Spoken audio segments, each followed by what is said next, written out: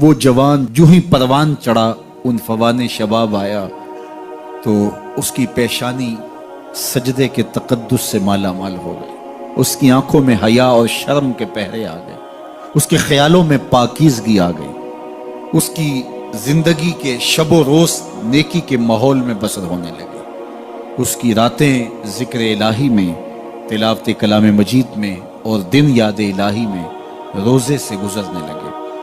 وہ جوان جس کی جوانی اللہ کی عبادت میں گزری، کیونکہ جوانی اگر عبادت میں گزر گئی تو بڑھاپا تو پر نور ہے ہی ہے۔ سب سے مشکل مرحلہ زندگی کا جوانی کا ہے۔ شیطان زیادہ ورغلاتا ہے کسی شخص کو جب وہ جوانی کے مرحلوں سے گزر رہا ہوتا ہے۔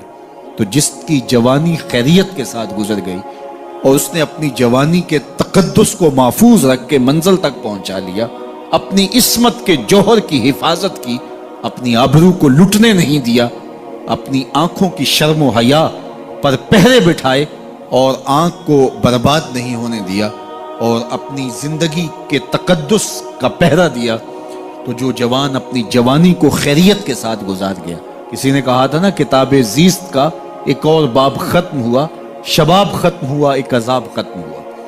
تو جوانی جس کی منزل تک پہنچ گئی خیریت کے ساتھ، عافیت کے سائے میں، مشکل تو بڑا ہے جوانی کو منزل تک لے جانا، خیریت کے ساتھ داغدار نہ ہونے دینا، جوانی کے تقدس کو رسوا نہ ہونے دینا، عصمت کے جوہر پہ کالک نہ لگنے دینا، خواہشات کو غالب نہ آنے دینا۔ آسان کام تو نہیں ہے، مشکل کام ہے، لیکن اگر کوئی مشکل کاٹ گیا، جوانی کے تھوڑے سے ایام میں گزار گیا، اللہ اکبر۔ حضرت شیخ ختلی کہتے ہیں، داتا گنج بخش علی حجویری علیہ رحمہ کے مرشد ہیں، الدنیا یوم ولنا فیہا صوم۔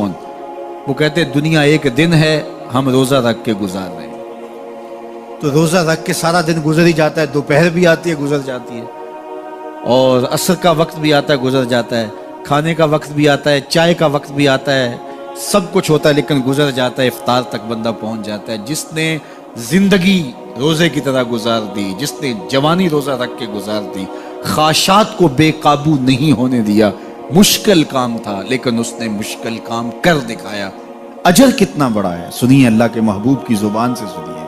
حضور نے ارشاد فرمایا جو سید ابو ہریرہ کے ذریعے سے ہمارے تک پہنچا، فرمایا قیامت کے دن جب سورج کا رخ سیدھا ہوگا، زمین تانبے کی ہوگی، لوگ پسینے میں شرابور ہوں گے، کوئی ٹخنوں تک پسینے میں، کوئی گھٹنوں تک، کوئی کمر تک، کسی کو پسینے کی لگام دی جائے گی، اور وہ پسینہ ایسے نہیں ہوگا جس طرح یہ پسینہ ہے، اتنا گرم ہوگا۔ ابن رجب حنبلی کہتے ہیں اس پسینے کا ایک قطرہ اگر احد پہاڑ پہ ڈال دیا جائے تو وہ پگھل جائے، اتنا گرم ہوگا، بدبودار اتنا ہوگا، ایک قطرہ دنیا پہ ڈال دیا جائے، انسان کیا جانوروں کے دماغ بھی پھٹ جائے، اس پسینے میں لوگ شرابور ہوں گے۔ لیکن جس نے اپنی جوانی کو عافیت سے گزارا ہوگا، کل قیامت کے دن جب کوئی سایہ نہیں ہوگا، اللہ اس جوان پر اپنے عرش کا ٹھنڈا سایہ عطا فرمائے۔ وہ شخص جس کو کسی عورت نے دعوت گناہ دی اور وہ صاحب منصب تھی، صاحب جمال تھی، اور اس نے یہ کہہ کہ یہ خواہش، یہ آرزو مسترد کر دی، انی خاف اللہ۔ اسی طرح کوئی عورت ہے تو اس نے اپنے تقدس کی حفاظت کی، اپنی آبرو پہ پہرا دیا اور کسی پیشکش کو ٹھکرا دیا، تو فرمایا قیامت کے دن جب کوئی سایہ نہیں ہوگا، اللہ اسے بھی اپنے عرش کا ٹھنڈا سایہ دے گا۔ کیسا سخت دن ہوگا، اور وہ کس اعزاز میں ہوگا، کس تکریم میں ہوگا۔ یہ تو 4 دن 10-20 سال ہیں، اور وہ 50,000 سال کا ایک دن۔ پھر اس کو اللہ کا شکر ادا کرنا ہوگا کہ اللہ تو نے کتنا کرم کیا میرے اوپر کہ میری جوانی خیریت اور عافیت سے گزری، اور آج اس کا تو کتنا بہتر صلہ مجھ کو دے دیا۔ تمام انبیاء کی طرف سے جو ماضی میں گزرے ہیں، ایک ضرب المثل کے طور پہ بات موجود ہے، اور یہ بات میرے اور آپ کے آقا مولا نے ہمیں پہنچائی، اور وہ یہ کہ اذا لم تستحی فاصنع ما شئت، جب تیرے میں حیا باقی نہ رہے تو جو چاہے کر۔ چونکہ حیا مانے ہوگا نا یہ بڑا ہے، حیا مانے ہوگا کہ یہ ماں ہے اور یہ بات میں نے نہیں کہنی، حیا روکے گا کہ یہ باپ ہے، اس کے سامنے یہ کام نہیں کرنا، حیا روکے گا کہ یہ میرے رسول صلی اللہ علیہ وسلم کی طرف سے ممانعت ہے اور میں حضور علیہ السلام کا سامنا کل قیامت کے دن کرنا ہے، حیا روکے گا کہ یہ میرے رب کا فرمان ہے، اور کیا میرا اللہ مجھے دیکھ نہیں رہا؟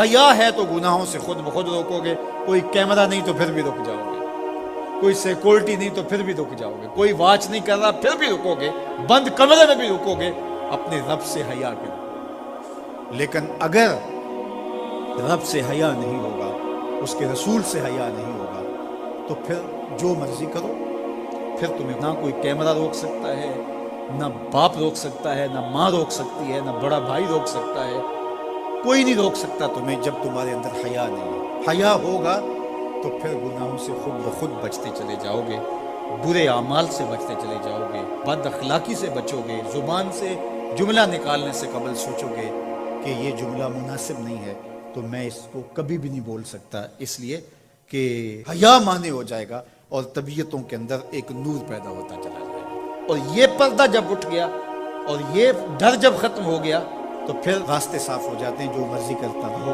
پھر کوئی پرواہ نہیں ہوتی ہے۔ مدینہ المنورہ میں صحابہ تشریف فرما تھے کہ ایک خاتون گزری، سیاہ رنگت، حبشی نژاد، تو ایک صحابی فرمانے لگے اگر جنتی خاتون دیکھنی ہے تو یہ خاتون ہے۔ تو پوچھا کہ یہ کیسے؟ کہا ایک دن یہ خاتون حضور کے پاس آئی اور اس نے کہا حضور مجھے مرگی کے دورے پڑتے ہیں تو میرے لیے دعا کر دیجیے کہ اس مرض سے مجھے نجات ملے۔ تو آقا کریم علیہ السلام نے فرمایا اگر تم کہو تو میں دعا کر دیتا ہوں اور یہ دورے تمہیں نہیں پڑیں گے، اور اگر تم ان پہ صبر کر لو تو میں تمہیں جنت کا وعدہ دوں۔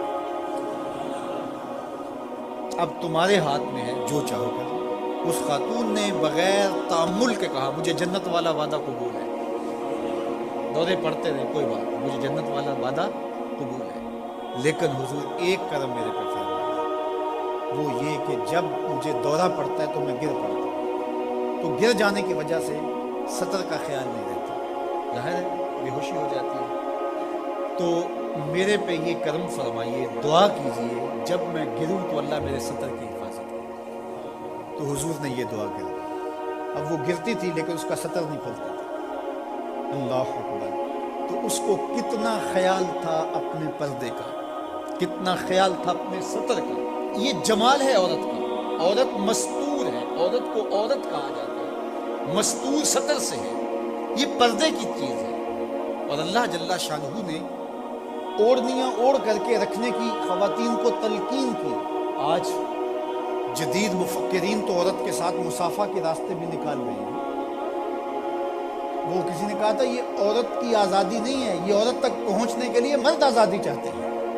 عورت سمجھتی ہے مجھے آزادی مل رہی ہے، یہ تجھے آزادی نہیں دی جا رہی، یہ تیری آبرو کو، تیری عزت کو، تیری ناموس کو تار تار کرنے کے لیے یہ مرد آزادی چاہ رہا ہے، یہ آوارہ لوگ آزادی چاہ رہے ہیں۔ تجھے کھلونا بنانا چاہتے ہیں تو کھلونا نہیں ہے، تیرا پردہ تیری ناموس کا محافظ ہے، تیرے برقعے کی ایک ایک سلوٹ تیرے حیا کا پہرا ہے۔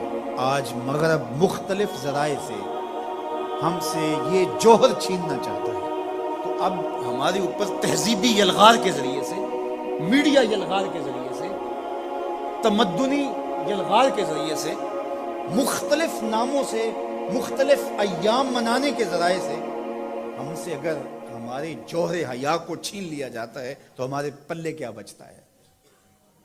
کیا ہم گو کوڑا قوم ہے کہ جو کوئی لے کے آئے اور اسی کے پیچھے چل پڑے؟ کیا ہمیں نہیں پتا کہ ہم کون ہیں؟ ہماری بھی کوئی بنیاد ہے، ہماری کوئی ساکھ ہے، ہمارے ابا و اجداد ہیں، ہمارے اوپر کتاب اتری ہے، ہمارے آقا نبیوں کے امام ہیں، ہمیں پورا کامل اکمل دین دیا گیا ہے۔ کیا ہم وسیع ظرفی کے نام سے، روشن خیالی کے نام سے سب کچھ اختیار کر لیں گے؟ یا ہمیں سوچنا پڑے گا کہ ہمارے دین کی شناخت کیا ہے؟ تو میرے حضور نے فرمایا ہر دین کی ایک الگ شناخت، الگ پہچان اور نمایاں نشان اور علامت ہوتی ہے۔ اسلام کی وہ نمایاں علامت حیا ہے۔ اگر حیا ہے تو دین ہے، اگر حیا نہیں ہے تو دین نہیں ہے۔